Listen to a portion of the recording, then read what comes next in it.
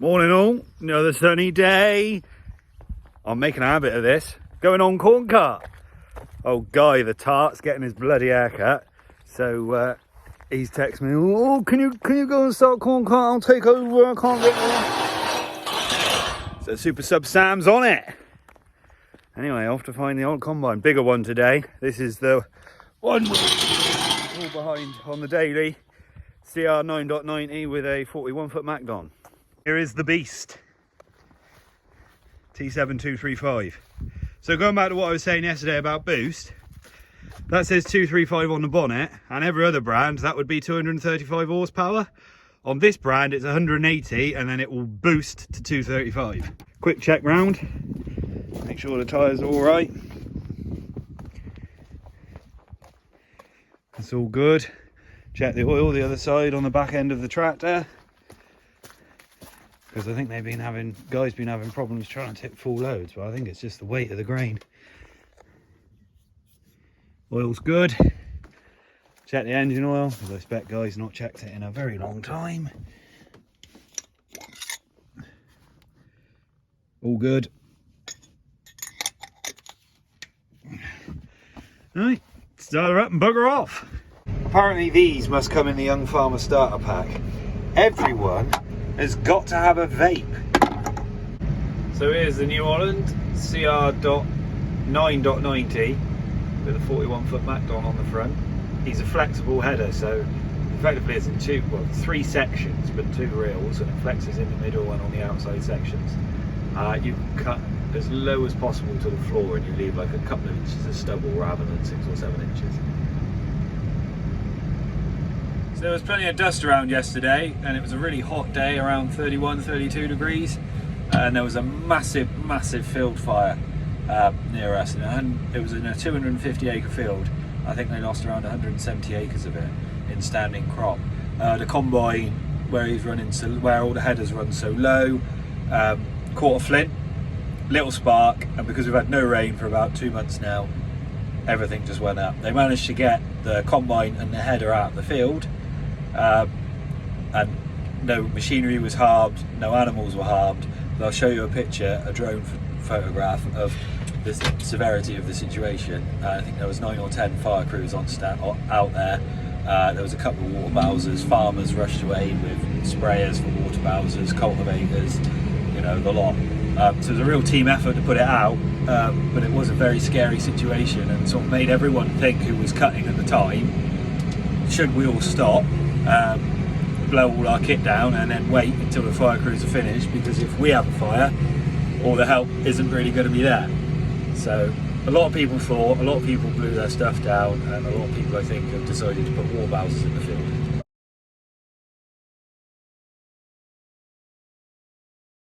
Combine's moving field, waiting for Guy to swap, so just sit here and admire the view. Bit of sunbathing.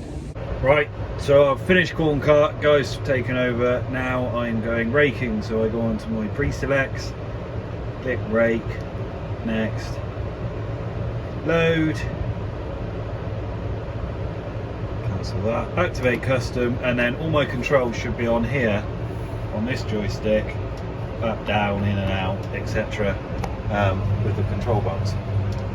Anyway, let's hitch on, and I can go and turn over some wet oat straw. Well people, doing something this year I didn't think we'd be doing. Turning straw over.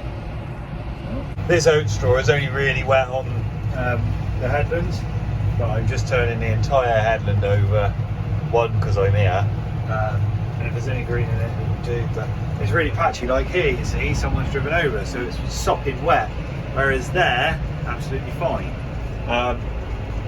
So I'm not going to run around the field and try to spot everywhere they've driven over.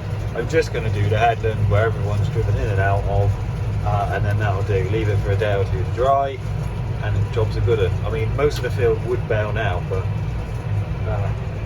it's just bits like that where it runs over. It is sopping wet. You couldn't put that in a bale. It just look horrendous. When doubting how wet it is on the bottom, when the rake misses it like that, it means it's fairly wet. So I'm about to lift up and go over it again a bit slower. On to the next field now. And by heck are we going to need our brake pants on when we come to get the bales out of here. Because that is a valley in there, and that is very, very steep. So I thought I'd just show you what I'm doing. You can see how green the stubble is, how green the straw is. What we're doing, it's kind of wet there. All of this,